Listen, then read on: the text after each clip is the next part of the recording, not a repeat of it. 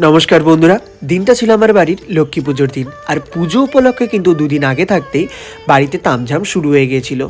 কারণ কেনা কাটা ফুল মালার সমস্ত কিছু, নারকেল পাড়া, গাছের নারকেলের নাড়ু বানানো, লুচি বানানো, ফল কাটা, যোগাযন্ত্র করা, সাজানো গোছানো, আলপনা দেওয়া, সমস্ত কিছুই। আলপনার কথা বলতে মাথায় এলো, মানি আলপনাটা দিয়েছে এবং জাস্ট দেখো কিন্তু খুব মজাদার লাগছে। টেরা বেঁকা আলপনা, বাট খুব সুন্দর লাগছে মা লক্ষ্মীকে। নিয়ম অনুযায়ী আমাদের সরার মা লক্ষ্মীকেই পুজো করা হয়।